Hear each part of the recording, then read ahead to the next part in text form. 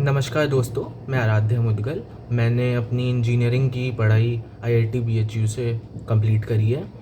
मैंने सोचा जो प्रॉब्लम्स मैंने अपनी स्टूडेंट लाइफ में फ़ेस करी उन सबको कैसे हैंडल किया और कैसे करना चाहिए ये आप सबको मैं बताऊं। ठीक है, तो मेरा ये जो चैनल है इस पे आपको प्रोडक्टिविटी टिप्स, कैसे टाइम मैनेजमेंट किया जाए, कैसे पढ़ा जाए, कैसे नोट्स बनाए जाए, ऐसी बेसिक क्वेरीज़ का जवाब मिलेगा in a logical and scientific manner. और ये मैं आपको श्योरिटी दे सकता हूँ, अगर आपने मेरी बातें सुनी ध्यान से और उनको फॉलो किया तो आपको कोई भी किसी भी परीक्षा में बीट नहीं कर सकता। ठीक है, तो आज जब पहला वीडियो है तो हम स्टार्ट करते हैं टाइम मैनेजमेंट से। टाइम मैनेजमेंट बहुत ही क्रूशियल चीज़ है किसी के लिए भी। आपको एक बात मैं बताना चाहता हूँ, इंटेलिजेंट लोग भी जो होते हैं, अगर वो हार्ड वर्क और मैनेज्ड टाइम में हार्ड वर्क नहीं करते हैं तो एक बहुत ही मीडियोकर सी परफॉर्मेंस देते हैं। और जो लोग बहुत इंटेलिजेंट नहीं होते हैं लेकिन अपने टाइम का अच्छे से यूज़ करना जानते हैं, वो लोग ही होते हैं जो एंड में सबसे ज़्यादा सक्सेसफुल होते हैं। ठीक है, तो हम लोग स्टार्ट करते हैं टाइम मैनेजमेंट की प्रॉपर स्ट्रैटेजीज से। ठीक है भाई, अब देखो, सबसे ज़रूरी बात है आप कैसे पढ़ते हैं उस पे आपको एक प्रॉपर लॉजिकल वे में क्लियर होना चाहिए स्ट्रैटेजीज़। ठीक है, तो हमने स्टार्ट किया अपने दिन को सुबह सुबह उठ के। क्या करते हैं हम लोग, या तो स्कूल जाते हैं या ऑफिस जाते हैं या कुछ भी ऐसा काम करते हैं, पर सबसे ज़रूरी जो काम होता है हमारे लिए वो भूल जाते हैं। सबसे ज़रूरी काम है, दिन जब स्टार्ट करते हैं तो हमें प्लान आउट करना चाहिए कि हमारा दिन कैसा होना चाहिए आइडियली, क्या क्या टास्क हैं जो हमें करने चाहिए। फॉर एग्ज़ाम्पल, मैं एक स्टूडेंट हूँ, मैं नीट का या आईआईटी जेईई का स्टूडेंट हूँ।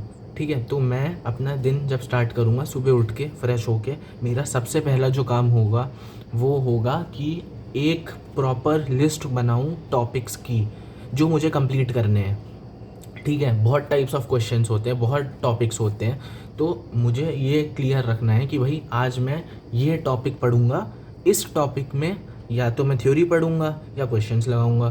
तो अगर मैं थ्योरी लगा रहा हूँ, थ्योरी पढ़ रहा हूँ, तो भाई ठीक है, मुझे एक आइडिया होगा कि मैं कितना टाइम दे सकता हूँ थ्योरी पढ़ने के लिए। लेकिन अगर क्वेश्चंस लगा रहा हूँ तो बहुत टाइम ऐसा होता होगा, आप ये क्वेश्चन लेके बैठ गए, आपसे क्वेश्चन नहीं हुआ तो आप बोर हो गए और उठ गए, फिर आप पढ़ाई वढ़ाई तो करेंगे नहीं उस दिन, या उस थोड़े टाइम के लिए तो नहीं करेंगे।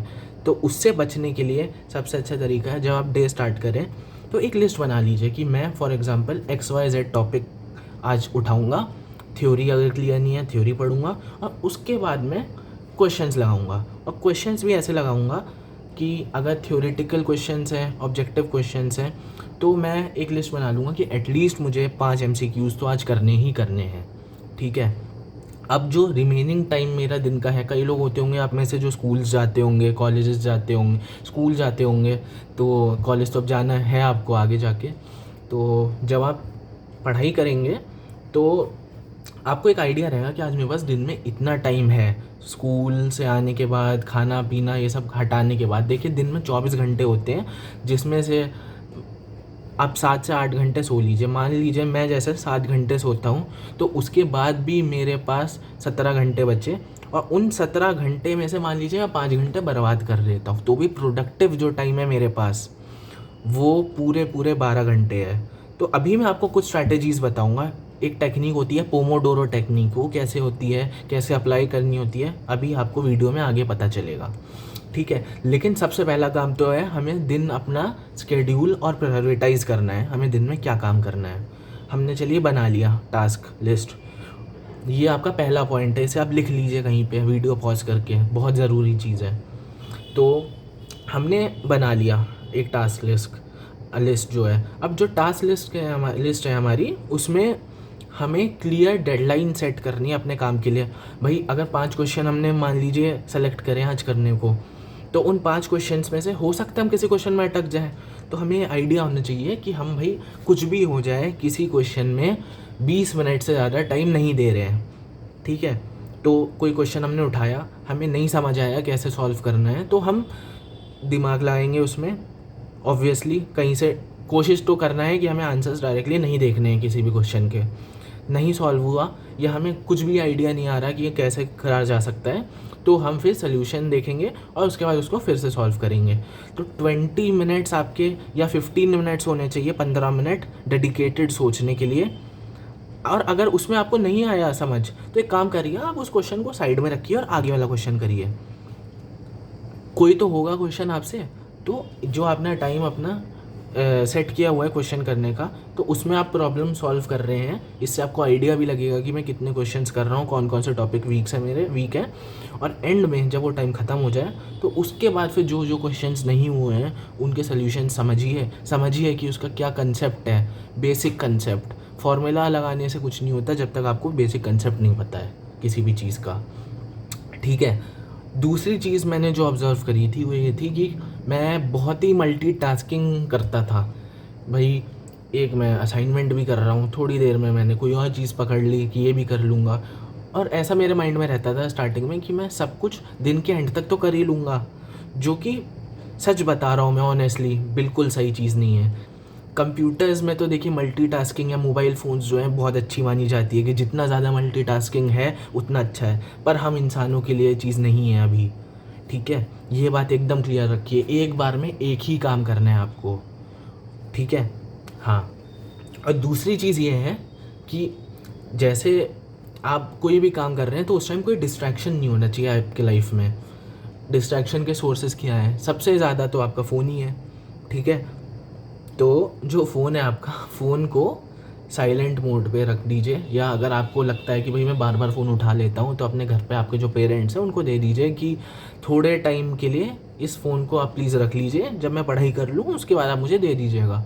उससे पहले मुझे ना ही फ़ोन चाहिए और ना ही आप मुझे दीजिएगा अगर मैं आपसे बोलता हूँ तो। स्टार्टिंग में तो बहुत इरिटेशन होता है, लेकिन एक टाइम के बाद समझ आ जाता है कि भाई ये जो स्टेप है अपनी ही भलाई के लिए है। जी बिल्कुल।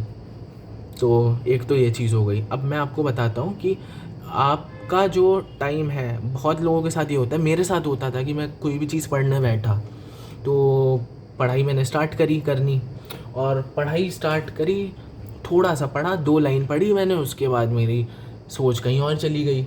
मैं सोचने लगा कि काश मैंने स्कूल में ये किया होता तो बहुत अच्छा रहता, कि मैं चलो आज पढ़ाई के बाद शाम को टीवी देखूँगा, ये सीरियल देखूँगा, ब्रेकिंग बैड देखूँगा।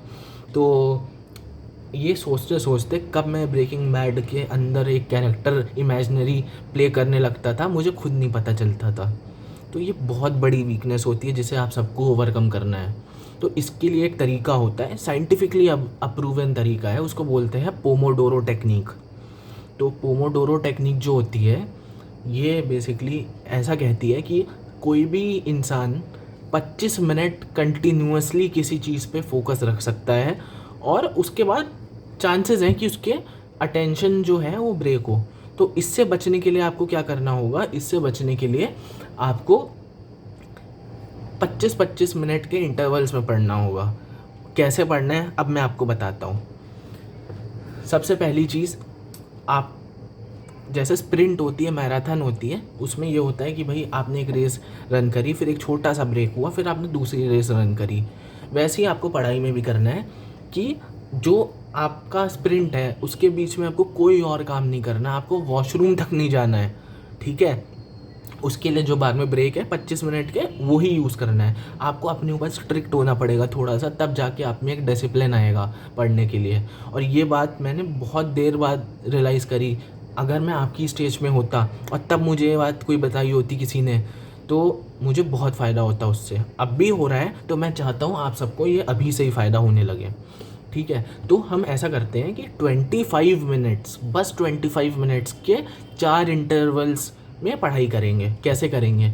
हमने एक स्टॉप वॉच अपने पास रखी, छोटी सी। मोबाइल फ़ोन नहीं होना चाहिए, वरना पक्की बात है कुछ और खुल जाएगा, व्हाट्सएप, फेसबुक या कुछ भी, ठीक है। तो सबके साथ होता है, इसलिए मैं बता रहा हूँ। तो आपको ये करना होगा कि 25 मिनट्स पढ़िए लगातार, उसके बाद एक बस 5 मिनट्स का ब्रेक लीजिए। Just a 5 minute break should be there, and during that 5 minute break आपको जो करना है, आपको फ्रेशन अप होना है, थोड़ा सा टहलना है, वो सब करिए। और उस 5 मिनट में जहाँ जिस स्टडी टेबल पे आप पढ़ते हैं जिस भी डेस्क में आप पढ़ते हैं उसके आपको आसपास नहीं होना है। आपको उस 5 मिनट्स कंप्लीटली सब चीज़ें साइड में रख के अपने आप को रिलैक्स करना है। आप वो पानी पी सकते हैं, बाहर फ्रेश एयर में होके आ सकते हैं 5 मिनट के लिए बस। फिर आपने अपनी दूसरी स्प्रिंट स्टार्ट करी। फिर दूसरी स्प्रिंट जब 25 मिनट्स की ख़त्म हुई, उसके बाद ऐसे ही फिर से 5 मिनट का ब्रेक लेंगे और ऐसे आप 4 स्प्रिंट करेंगे। 25 minute studies, 5 minute break, 25 minute study, 5 minute break, ऐसे 4 लूप्स। और उसके बाद एक लॉन्ग ब्रेक।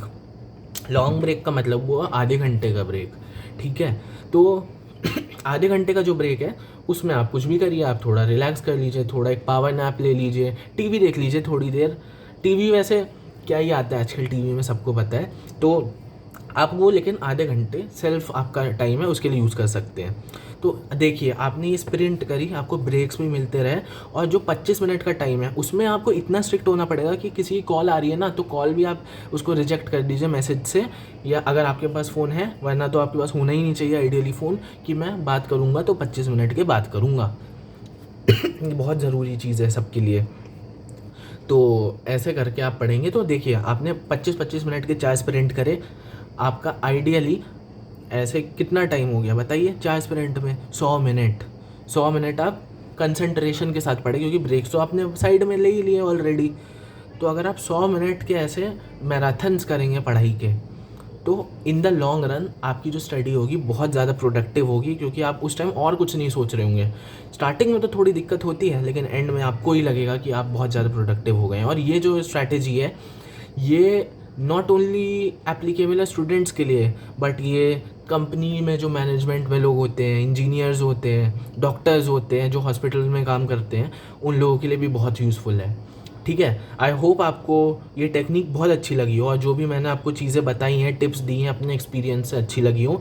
अगर आपको अच्छी लगी है तो आप मेरे चैनल को सब्सक्राइब करिए, इस वीडियो को लाइक करिए और शेयर भी करिए अपने दोस्तों के साथ, जिनको आपको लगता है कि ये प्रॉब्लम्स होती हैं और आप चाहते हैं कि वो आगे से प्रोडक्टिविटी के साथ काम करें। क्योंकि एक चीज़ मैं आपको अश्योर करता हूँ, आज के बाद इस चैनल में जितने भी मैं वीडियोस डालने वाला हूँ, सारे के सारे आपकी भलाई के लिए होंगे। वो सारे जो वीडियोस होंगे शॉर्ट रखूँगा बहुत, कोई भी 10-15 मिनट से ज़्यादा का होएगा ही नहीं वीडियो। और उतने छोटे से वीडियो में मैं आपको जो भी चीज़ें हैं, जो भी एक्सपीरियंसेस हैं, नॉट ओनली मेरे बट मेरे जो फ्रेंड्स ऑक्सफोर्ड, हार्वर्ड, एम्स में पढ़ते हैं, उन सब के जो एक्सपीरियंस हैं वो लोग आपसे शेयर करेंगे, मैं आपसे शेयर करूँगा, बस एक ही गोल के साथ। वो गोल है कि आपकी लाइफ प्रोडक्टिव हो। जो आपका गोल है उसको आप एकदम अच्छे से अचीव करें, वो भी पूरे जोश के साथ और कॉन्फिडेंस के साथ।